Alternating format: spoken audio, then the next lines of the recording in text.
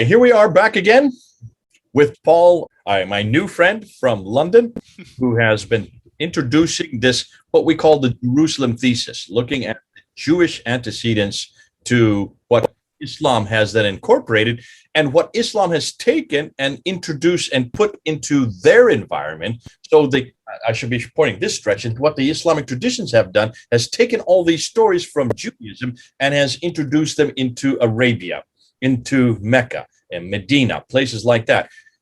We saw with the shaving of the heads that whole thing to do with the Masjid al-Haram, it is not a shaving of heads that was unique to Mecca. It actually is a shaving of heads, the Nazarite tradition of shaving of heads. We looked at the elephants and the story that you have in the traditions that is referred to in Surah 105, that according to the traditions happened way down in Yemen with the Himyar, the people of Himyar coming up and taking and bringing up their elephants all the way up to Mecca. That could not have happened in Arabia, but that did happen much further north, 1,000 miles further north, with the Seleucids attacking Jerusalem during the time of the Maccabee Wars, the Maccabean brothers. So that is from the intertestamental period, hundreds of miles earlier and hundreds of miles further north.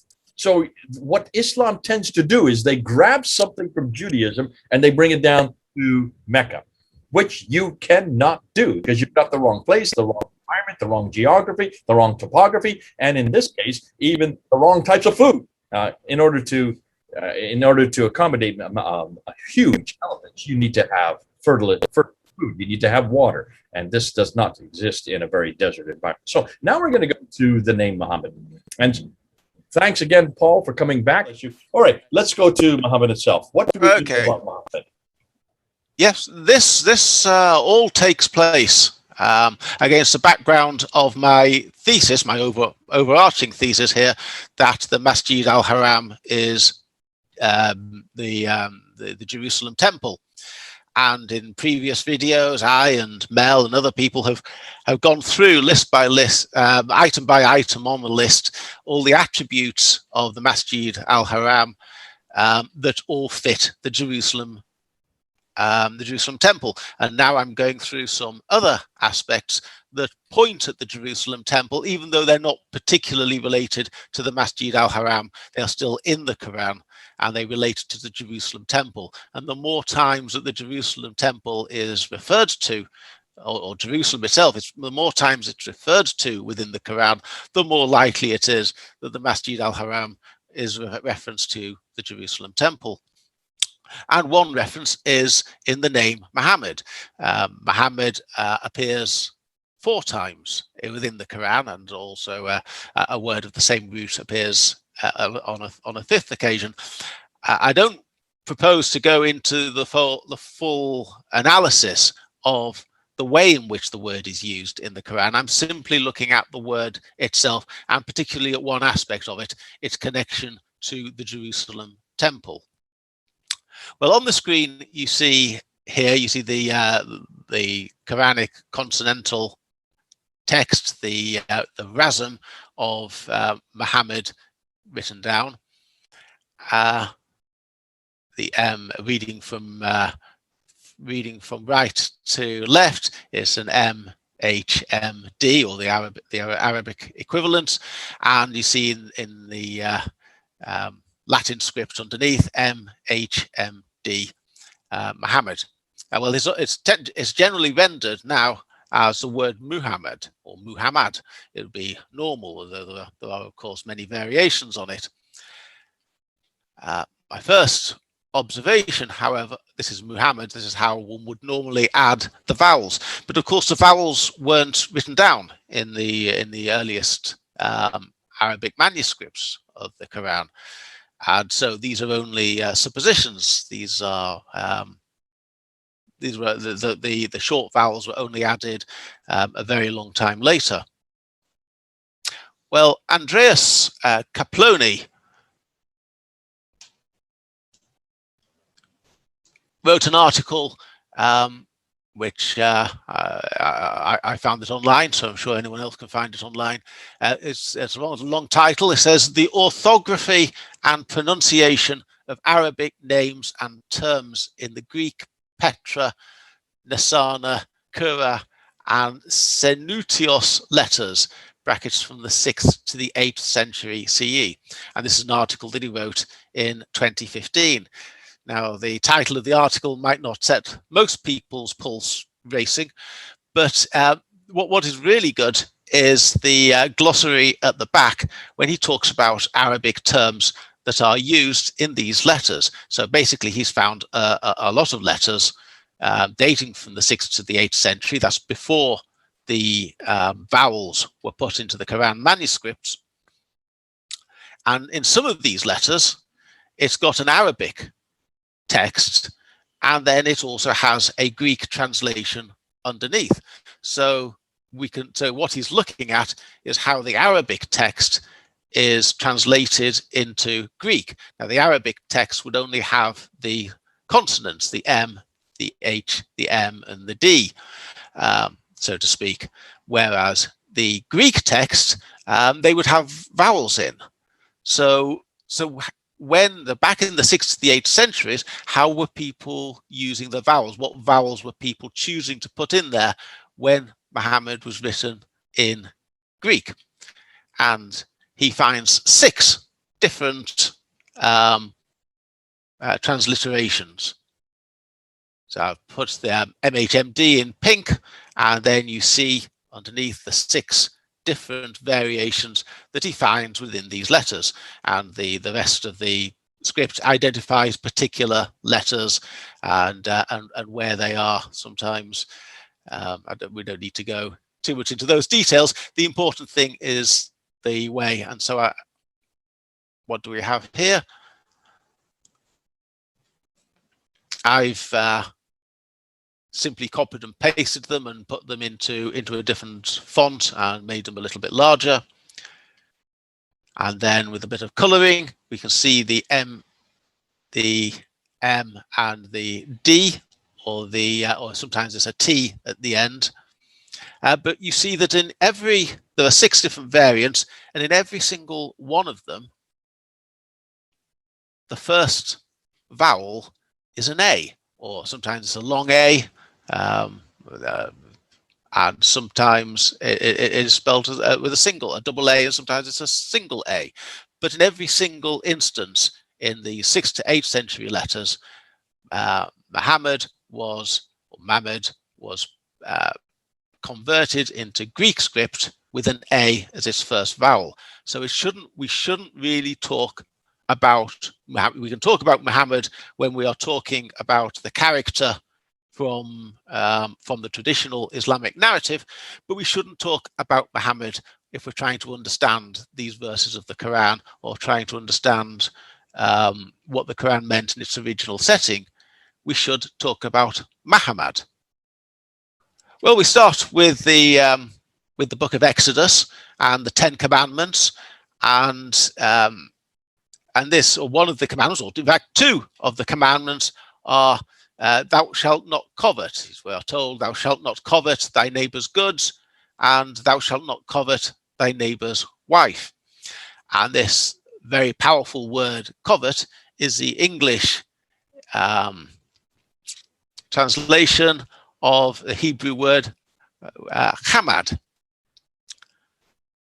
Well, in the book of Ezekiel, chapter 24, there are 3 references to a word, or 3 uses of a word that is derived from chamad. And this is generally rendered the delight of your eyes. And it's used 3 times when God is comparing Ezekiel's wife, who Ezekiel is told will soon die, with the Jerusalem temple, which Ezekiel is told will soon be destroyed. Ezekiel is, of course, very well known for predicting or for foreseeing the resurrection of the dead. And so he is told, do not grieve for the delight of your eyes, meaning your wife, with the meaning that she will one day be resurrected. And similarly, he's told, do not grieve for the temple, because the temple also will be rebuilt. And the word that is used here comes from chamad, but it has an M prefix, so to speak, turning it into a I forget what the actual grammatical term is, but it makes it a personification, really. It says Machmad, so the Machmad of your eyes. It's translated as the delight of your eyes, but Gabriel Said Reynolds has offered the translation of the longed for one, which I think captures this idea of tenderness and absence. So you're feeling tender for something that's not actually there. The Machmad, you're coveting, but obviously without the negative associations of coveting. You're desiring, you're wanting. May I just interject here, Paul? I don't know if you're going to bring this up. I can't remember, but in Song of Solomon 5:16, Machmad is repeated, and there it is, altogether lovely, the translation for Machmad. That is absolutely right. Absolutely right, Jay.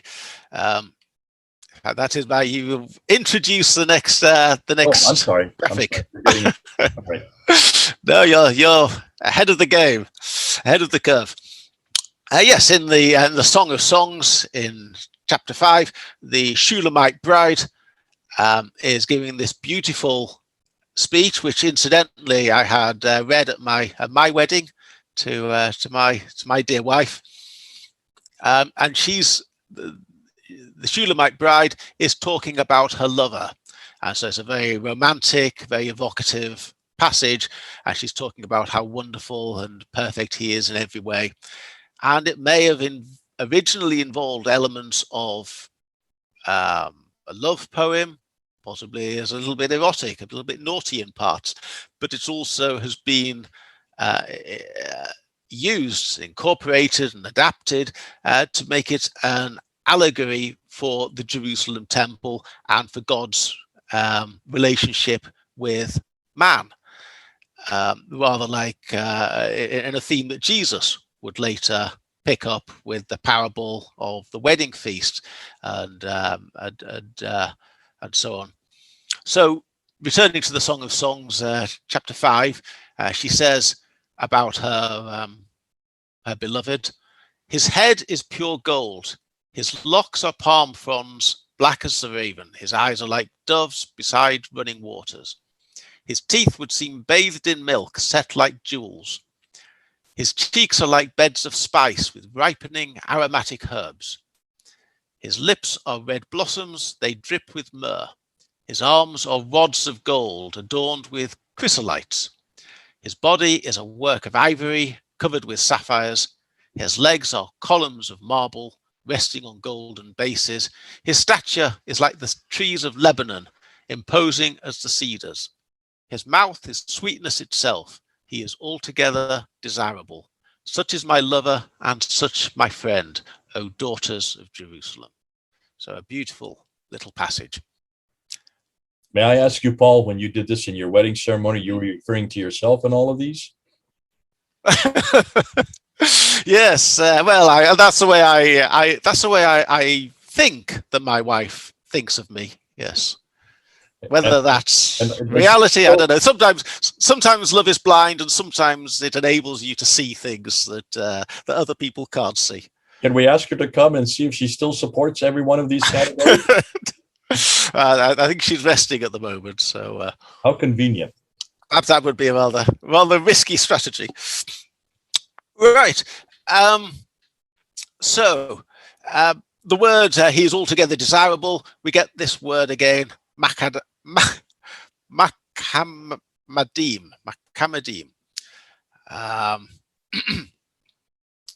It's actually, and as I say, it's actually Machmadim. I ask everyone to adopt as a rule for life, never to look down on anyone who mispronounces a word, because what it means is they learned it from a book. So there's no shame in mispronouncing a word. Right. This is obviously a romantic poem, but as I say, it's also an allegory for God's relationship with his people, a very close, very moving one. And it also has a particular resonance in relation to the Jerusalem temple. You see, it talks about his legs are columns of marble resting on golden bases. His stature is like the trees of Lebanon, I think, imposing as the cedars. I think cedars of Lebanon are incorporated in the Jerusalem temple in some way. And you also see at the end, this is all set in Jerusalem. So although these are very different passages of the Bible, Ezekiel is mourning his dying wife, seemingly late in life, whereas the Shulamite bride is much earlier in her relationship. Both of them are using the same word with essentially the same meaning. It means the longed for one, with a particular reference to a spouse, but also with a particular double meaning, with a reference to the Jerusalem temple within the context of its absence. It's longed for not because it's there in front of you, because it's longed for because it's not there. Ezekiel's wife is dead. The Shulamite bride's lover is not present. She looks for him and he's not there. These are longing for something that's not there, and is to console, I think, the Israelite people or the Jewish people for the time they do not have a temple. Now, one could and should extend this forward to Jesus, because I think that when Machmad is used in the Quran, I think that there is also a Jesus connection here, but I don't need to go there for the purposes of this presentation. What I do note is that in all these videos, in all this series we've been looking at the specific attributes of the Masjid al-Haram, the fact that it's God's house, the fact that it's associated with Baca, the fact that it's a cube, the fact that it's pointed out to Abraham and it's somewhere where Abraham built something, and it's the capital or the center of the Jewish people, and that it's the destination of the Hajj pilgrimage with their sacrifice and their circumambulation, shaving of heads, wearing of garlands, and going between Safa and Marwa. We've done all these specific references. In addition, we've talked about two additional things that aren't particularly attributes of the Masjid al-Haram, but nevertheless put the Quran very much, or put Jerusalem very much front and center of the Quran authors or primary authors' worldview.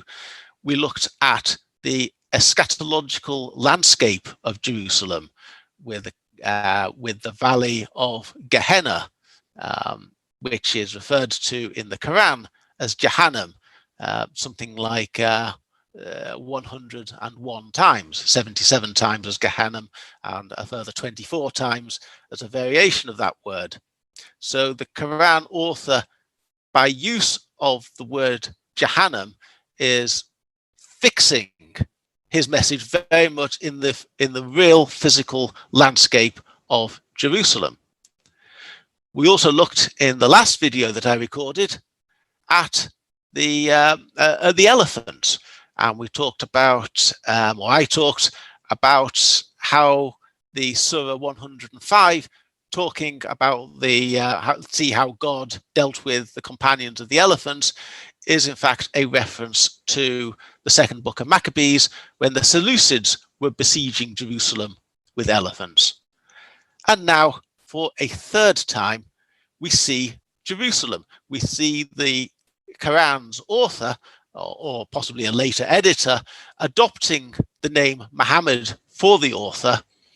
And this name, Machmad, is in fact a biblical epithet for the destroyed Jerusalem temple. It was the destroyed Jerusalem temple in the time of Ezekiel.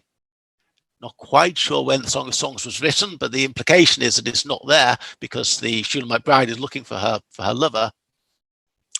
And the Jerusalem temple was still destroyed in the time when the Quran was being written, and it was actually put beyond the reach of any Jew or any Abrahamic follower who wanted to go there, because it had been occupied by the Sasanians during the Byzantine-Sasanian War, and it wasn't available for them to go to. So time after time, we don't just go through these 7 or 8 or 9 specific attributes of the Masjid al-Haram, but there are other passages within the Quran in relation to Jahannam, in relation to the elephants, and in relation to the Quran author's supposed name or title, Muhammad, that place it very much in Jerusalem, put Jerusalem absolutely front and center of the Quran author's thoughts and his worldview. It's the Jerusalem that he's interested in, and it's Jerusalem that all the references to the Masjid al-Haram should be interpreted as. Okay, thank you. And I'm going to ask you just to unpack a little bit more that last idea. I want to hear a little bit more about this idea of the fact that you're saying that the Machmad, the lovely one, the temple, the idea of Machmad being the temple, is unavailable to the Jews.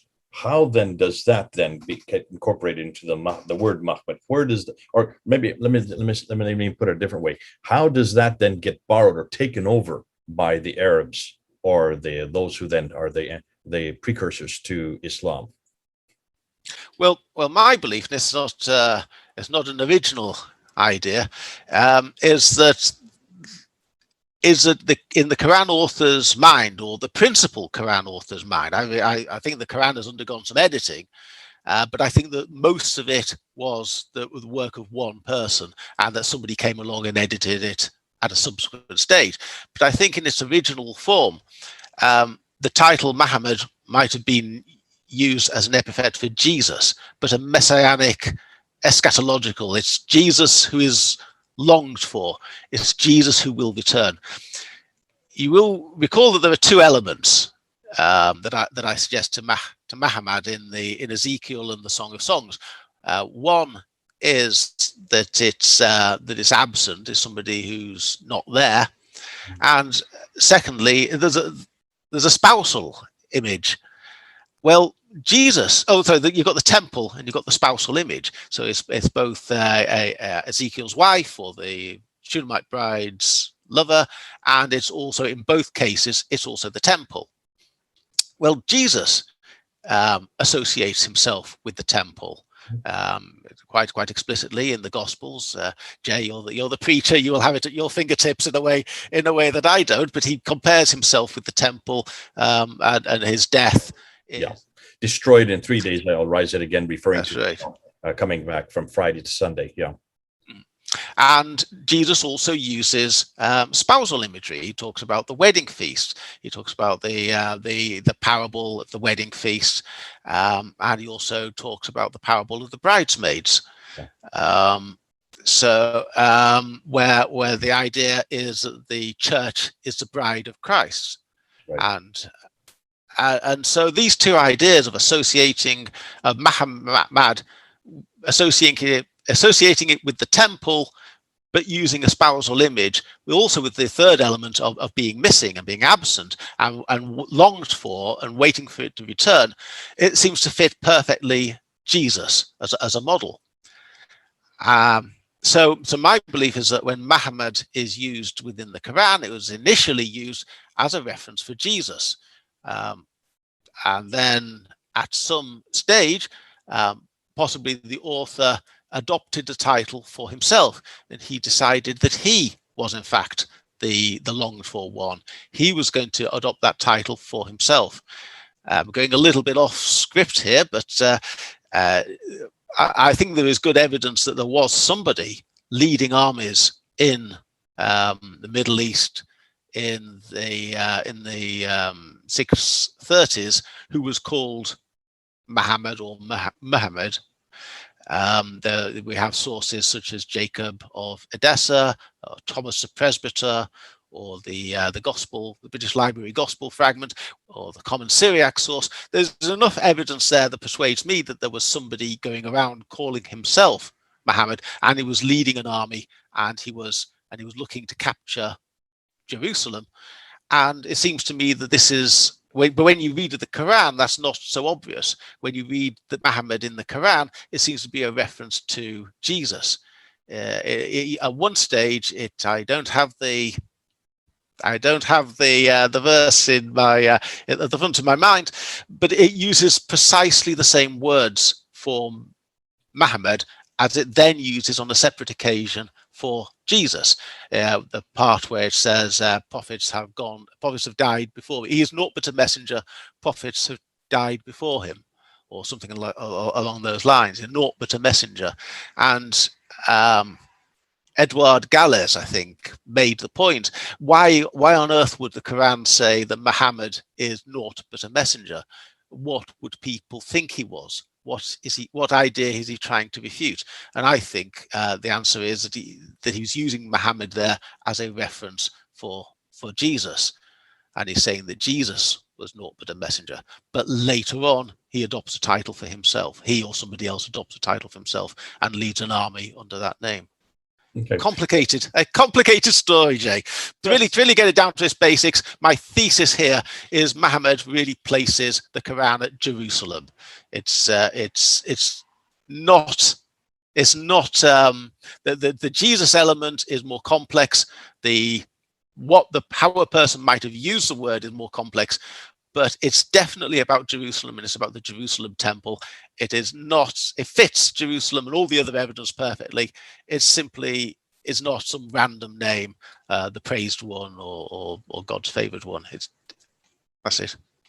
Okay, I mean, there's an awful lot that you brought there that we will not agree upon, you and I, but that's fine. I think what you've done is you put it out there as a green paper, which we need to then move into a white paper, and this will be always a very contentious subject because the name Muhammad is so central and foundational for Islam.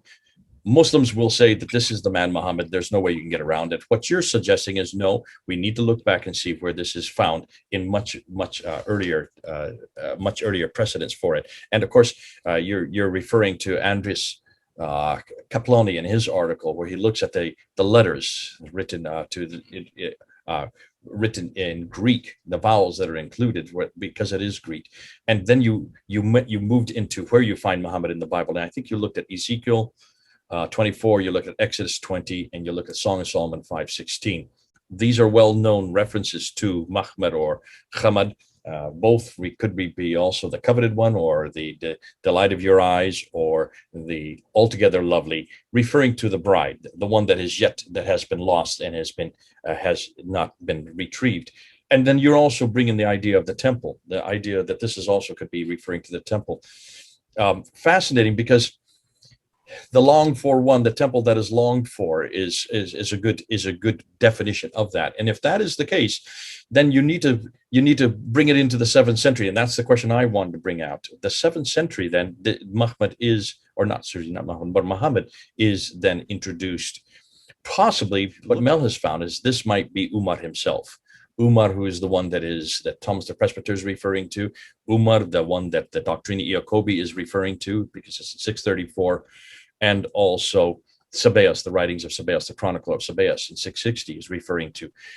Could be him, because there's no Muhammad that we know of that from Mecca, Medina, that went up to Jerusalem. The traditional Muhammad, the one that we do know about today, the Islamic Muhammad, never went up to Jerusalem, did not receive a sword. He would not refer to himself as holding the keys to paradise, which comes from the book of Matthew. So all of these seem to suggest that there is a person in the 7th century who did refer to himself as Muhammad, but he is not, of course, the Muhammad of tradition.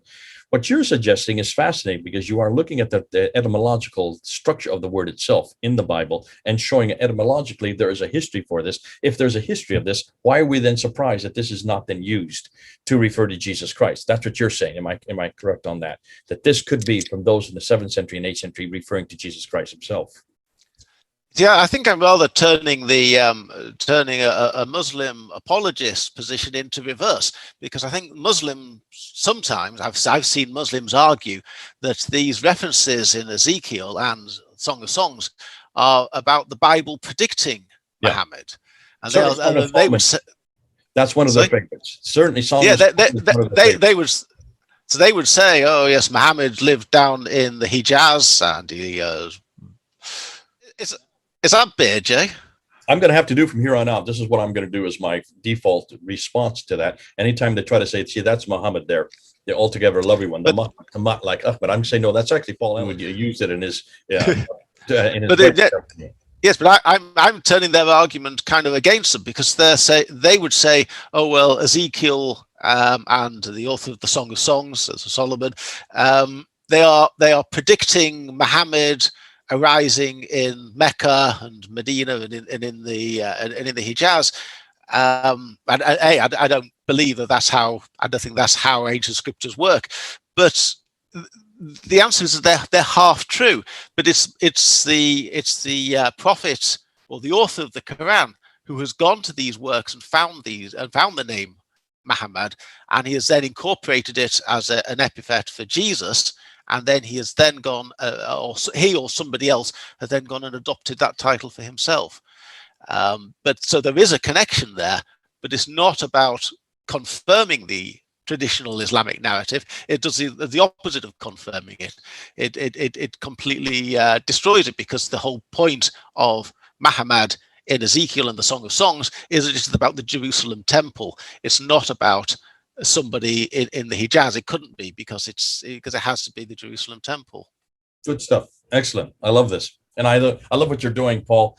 Not only are you taking it etymologically and looking at it biblically and showing where the antecedents and how it evolved, you're also trying to say, how is it that, and why is it that the Muslims now have adopted this name? And why is it that we now see it all over? Well, we don't see it in scripture. Isn't that interesting? We only see it 4 times within the Quran itself. All the other places, it is nothing more than an attribution to Muhammad, and they have to put it in parentheses. This is going to be fun. So what's next? What are we going to look to next? Well, I thought we might pause and have just a review and try and take a rather more holistic view of the Quran and say, okay, I think I've proved my case now. If I was a lawyer, I think I've stopped adducing evidence, because I've now called witness after witness after witness to give them evidence, and I've got physical evidence, and I've produced all the evidence. It's now time to make a bit of a closing speech to the jury and say how all the evidence fits together, and to make it plausible, and to say, well, how do we approach the Quran, knowing now, as I think we must know, that it's that the Masjid al-Haram is Jerusalem and not Mecca. Okay, that's the next time. God bless you. Terrific to have you on board. People, write your comments below. Respond to what Paul is saying here, and let's see where we go from it. The next time we come, we're actually going to put it all together and wrap it all up, and then we're going to introduce some yet more material once we have put and seen where Paul is going to in this category, the Jerusalem thesis. Thank you, Paul. Great. Good to have you on board. Thank you. This is Jay and Paul, over and out.